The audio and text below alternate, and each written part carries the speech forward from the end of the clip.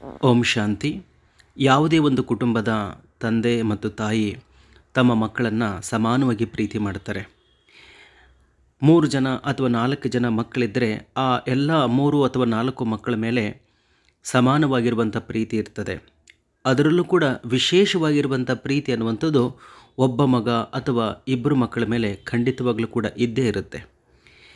ಯಾಕೆ ಅವ್ರ ಮೇಲೆ ವಿಶೇಷವಾಗಿರುವಂಥ ಪ್ರೀತಿ ಇರುತ್ತೆ ಅಂತ ಹೇಳಿದ್ರೆ, ಆ ತಂದೆಗೆ ಅಥವಾ ಆ ತಾಯಿಗೆ ಆ ಮಗುವಿನಲ್ಲಿರುವಂತಹ ಸಂಸ್ಕಾರದ ಕಾರಣದಿಂದಾಗಿ ಪರಿಶುದ್ಧವಾದಂಥ ಸಂಸ್ಕಾರವನ್ನು ಯಾವ ಮಗು ಹೊಂದಿರ್ತಾರೋ ಅಂತಹ ಮಕ್ಕಳನ್ನು, ಯಾವ ತಂದೆ ಮತ್ತು ತಾಯಿಗೆ ಉತ್ತಮವಾದಂಥ ಹೆಸರನ್ನ ತಂದು ಕೊಡುವಂತಹ ಮಕ್ಕಳಿರ್ತಾರೋ, ಸಮಾಜದಲ್ಲಿ ಯಾವುದೇ ಒಂದು ಕಪ್ಪು ಚುಕ್ಕೆ ಇಲ್ಲದೇ ಇರೋ ರೀತಿಯಲ್ಲಿ ತಮ್ಮ ಜೀವನವನ್ನು ಸಾಗಿಸ್ತಾ ಇರ್ತಾರೋ ಅಂಥ ಮಕ್ಕಳು ಕಂಡ್ರೆ ತಂದೆ ಮತ್ತು ತಾಯಿಗೆ ಭಾಳಷ್ಟು ಪ್ರೀತಿ ಆಗ್ತದೆ.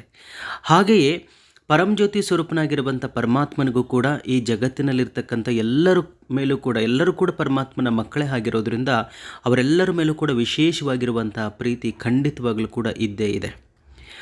ಅದರಲ್ಲೂ ಕೂಡ ವಿಶೇಷವಾಗಿರುವಂತಹ ಪ್ರೀತಿ ಎಂತಹ ಮಕ್ಕಳ ಮೇಲೆ ಪರಂಜ್ಯೋತಿ ಸ್ವರೂಪನಾಗಿರುವಂತಹ ಪರಮಾತ್ಮನಿಗಿರ್ತದೆ, ಬಾಬಾರವರಿಗಿರ್ತದೆ, ಶಿವಬಾಬಾರವರಿಗಿರ್ತದೆ ಅಂತ ಹೇಳಿದ್ರೆ 8 ದಿವ್ಯ ಗುಣಗಳನ್ನು ಹೊಂದಿರಬೇಕಾಗ್ತದೆ.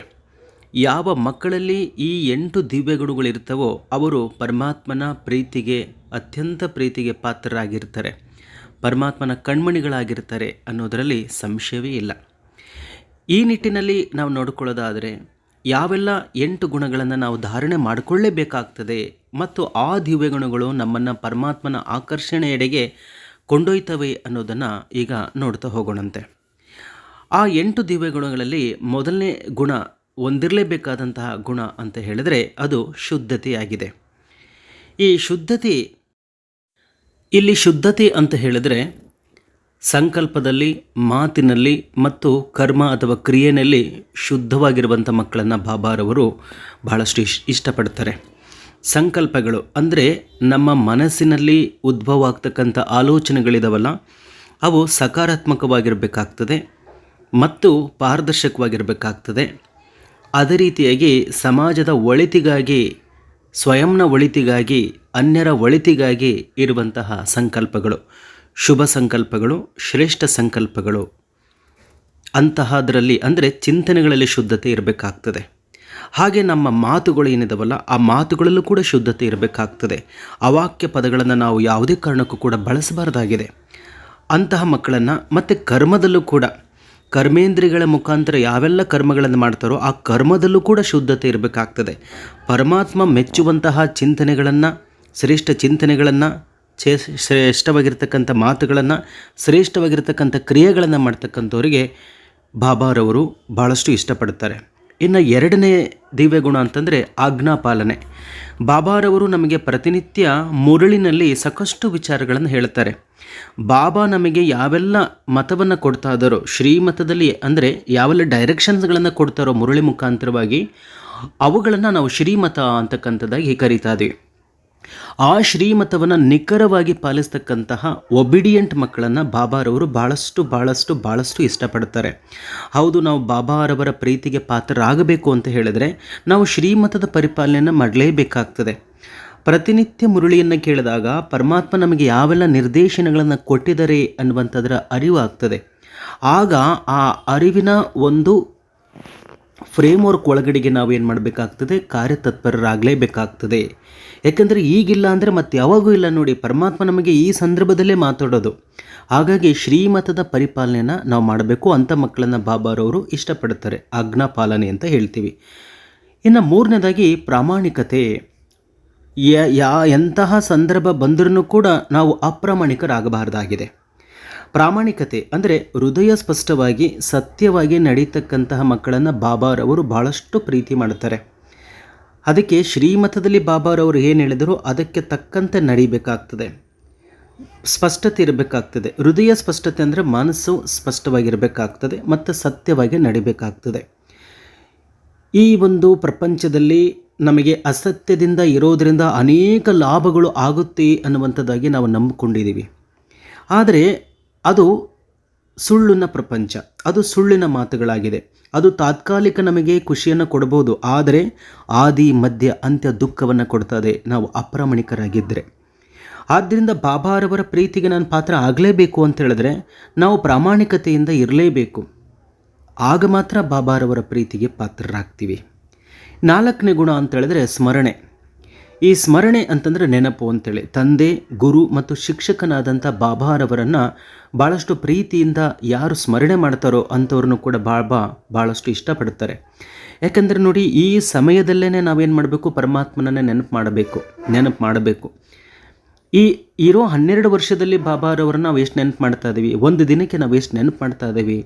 ಪರಮಾತ್ಮ ಮುರುಳಿನಲ್ಲಿ ಹೇಳ್ತಾರೆ, ಮಧುರಾತಿ ಮಧುರ ಮಕ್ಕಳೇ, ಕನಿಷ್ಠ ಪಕ್ಷ 8 ಗಂಟೆ ಆದರೂ ನನ್ನನ್ನು ನೆನಪು ಮಾಡಿ ಅಂತ ಹೇಳ್ತಾರೆ. 8 ಗಂಟೆ ಆದರೂ ಕೂಡ. ಆದರೆ ನಮ್ಮ ಈ ಒಂದು ನೆನಪಿನ ಯಾತ್ರೆ ಅನ್ನುವಂಥದ್ದು ಯಾವ ಹಂತದಲ್ಲಿದೆ ನಮಗೆ ನಾವೇ ಚೆಕ್ ಮಾಡ್ಕೊಳ್ಬೇಕಾಗ್ತಿದೆ. ನಾವು ಹೇಳ್ತೀವಲ್ವ, ಪರಮ ಶಿಕ್ಷಕ, ಪರಮ ತಂದೆ, ಪರಮ ಸದ್ಗುರುವಾದಂಥ ಪರಮಾತ್ಮನನ್ನು ನಾವೀಗ ನೆನಪು ಮಾಡಬೇಕು ಅಂಥೇಳಿ. ಏಕೆಂದರೆ ನೆನಪು ಮಾಡೋದ್ರಿಂದ ನಾವು ಪರಿಶುದ್ಧರಾಗ್ತೀವಿ. ಪರಿಶುದ್ಧರಾದಾಗ ಸತ್ಯಯುಗದ ಕಡೆಗೆ ಹೋಗಲಿಕ್ಕೆ ಸಾಧ್ಯವಾಗ್ತದೆ. ಸ್ಮರಣೆಯನ್ನು ಯಾರು ಮಾಡ್ತಾರೋ ಬಾಬಾರವರಿಗೆ ಭಾಳಷ್ಟು ಮಧುರರಾಗ್ತಾರೋ, ಪ್ರೀತಿಗೆ ಪಾತ್ರರಾಗ್ತಾರೆ. ಇನ್ನು 5ನೇ ಗುಣ ಅಂತ ಹೇಳಿದ್ರೆ ಮಾಧುರ್ಯ. ಮಧುರರಾಗಬೇಕು, ಮಧುರವಾಗಿ ಮಾತಾಡಬೇಕು. ಎಲ್ಲರಿಗೂ ಸಂತೋಷ ಕೊಡುವವರನ್ನು ಬಾಬಾ ಮೆಚ್ತಾರೆ. ಮಧುರವಾಗಿ ಯಾರು ಮಾತಾಡ್ತಾರೆ, ಎಲ್ಲರಿಗೂ ಸಂತೋಷವನ್ನು ಯಾರು ಕೊಡ್ತಾರೆ, ಅವರನ್ನು ಪರಮಾತ್ಮ ಭಾಳಷ್ಟು ಇಷ್ಟಪಡ್ತಾರೆ. ಅದನ್ನೇ ಬಾಬಾರವರು ಮುರುಳಿನಲ್ಲಿ ಹೇಳ್ತಾರೆ, ಯಾರಿಗೂ ದುಃಖ ಕೊಡಬೇಡಿ, ಯಾರಿಂದನೂ ಕೂಡ ದುಃಖ ತೆಗೆದುಕೊಳ್ಬೇಡಿ, ನಾ ದುಃಖಲೋ ಅಂತ ಹೇಳ್ತಾರೆ. ಈ ನಿಟ್ಟಿನಲ್ಲಿ ಮಧುರವಾಗಿ ಮಾತಾಡಬೇಕು, ಅಳದು ತೂಗಿ ನಾವು ಮಾತಾಡಬೇಕಾಗ್ತದೆ. ಯಾಕೆ ಅಂತಂದರೆ ಬಾಬಾರವರ ಮಕ್ಕಳು ನಾವು, ಬಾಬಾ ಪರಮ ಶಿಕ್ಷಕ ಅಂಥವರಿಗೆ ನಾವು ವಿದ್ಯಾರ್ಥಿಗಳಾಗಿದ್ದೀವಿ ಅಂತ ಹೇಳಿದ್ರೆ ನಮ್ಮ ಮಾತಿನಲ್ಲಿ ಮಧುರತೆ ಇಲ್ಲ ಅಂತ ಹೇಳಿದ್ರೆ ಇದು ನಾವು ಬಾಬಾರವರಿಗೆ ಮಾಡ್ತಕ್ಕಂತಹ ಒಂದು ಅಗೌರವ ಆಗ್ತದೆ. ಆ ರೀತಿಯಾಗಿ ನಾವು ನಡ್ಕೊಳ್ಬಾರ್ದು. ಯಾರು ಮಧುರರಾಗಿ ಮಾತಾಡ್ತಾರೋ ಅಂಥವ್ರನ್ನ ಬಾಬಾ ಭಾಳಷ್ಟು ಇಷ್ಟಪಡ್ತಾರೆ. ಅವರ ಕಣ್ಮಣಿಗಳು ಖಂಡಿತವಾಗಲೂ ಕೂಡ ಅವರು ಆಗ್ತಾರೆ. ಇನ್ನು 6ನೇ ಗುಣ ಯಾವುದು ಅಂತ ಹೇಳಿದ್ರೆ ಸೇವೆ ಭಾವನೆ, ಸೇವಾ ಮನೋಭಾವನೆ ಇಟ್ಕೊಳ್ಬೇಕಾಗ್ತದೆ ನಮ್ಮಲ್ಲಿ. ಯಾವ ಸೇವೆ ಅಂದರೆ ಜ್ಞಾನವನ್ನು ಹಂಚತಕ್ಕಂತಹ, ದೈವಿಕ ಸ್ಪಂದನೆ ಕೊಡ್ತಕ್ಕಂತಹ, ಮಾದರಿ ಜೀವನ ನಡೆಸುವಂಥ ಮಕ್ಕಳನ್ನು ಬಾಬಾ ಇಷ್ಟಪಡ್ತಾರೆ. ನಮಗೆ ಬಾಬಾರವರು ಸಾಕಷ್ಟು ನಾಲೆಡ್ಜನ್ನು ಕೊಟ್ಟಿದ್ದಾರೆ. ಈ ನಾಲೆಡ್ಜನ್ನು ನಾವು ಎಷ್ಟು ಜನಕ್ಕೆ ಹಂಚ್ತಾ ಇದ್ದೀವಿ ಅಲ್ವಾ? ಎಷ್ಟು ಜನಕ್ಕೆ ಹಂಚ್ತಾ ಇದ್ದೀವಿ, ನಮಗೆ ನಾವೇ ಪ್ರಶ್ನೆಯನ್ನು ಕೇಳ್ಕೊಳ್ಬೇಕಾಗ್ತದೆ.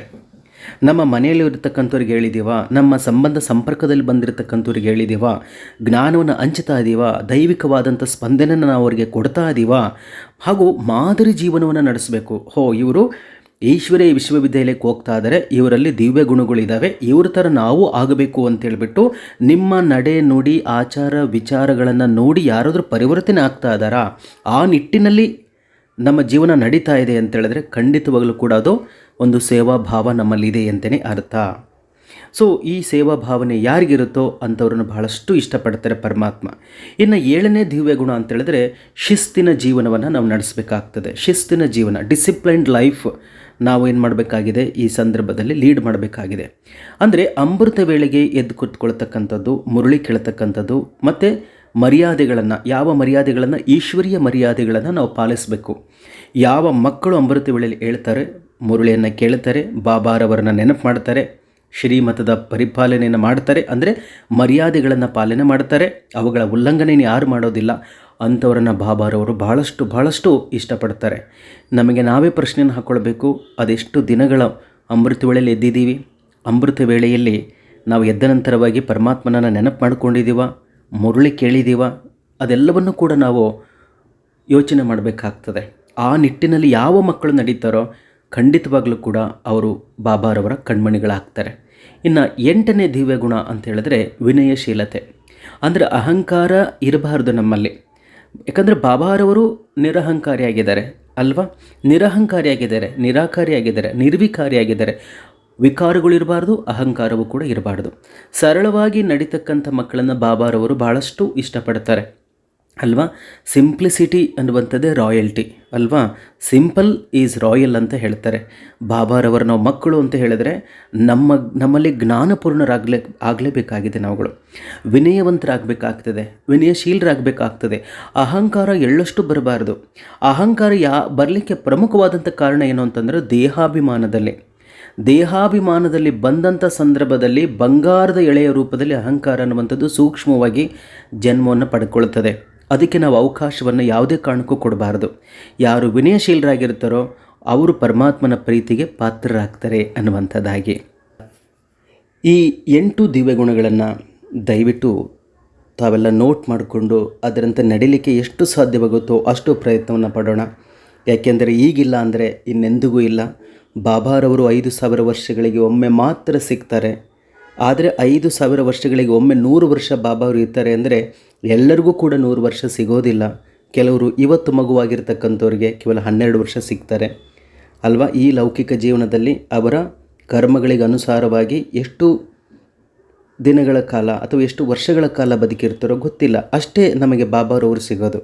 ಬಾಬಾ ಸಿಕ್ಕಾಗ್ಲೇ ಈ ಎಲ್ಲ ಗುಣಗಳನ್ನು ಪಾಲನೆ ಮಾಡಿಬಿಟ್ಟು ನಮ್ಮ ಜೀವನದಲ್ಲಿ ಅಳವಡನೆ ಮಾಡ್ಕೊಂಡ್ಬಿಟ್ಟು ಭಗವಂತನ ಪ್ರೀತಿಗೆ ನಾವೆಲ್ಲರೂ ಕೂಡ ಪಾತ್ರರಾಗಲೇಬೇಕಾಗಿದೆ.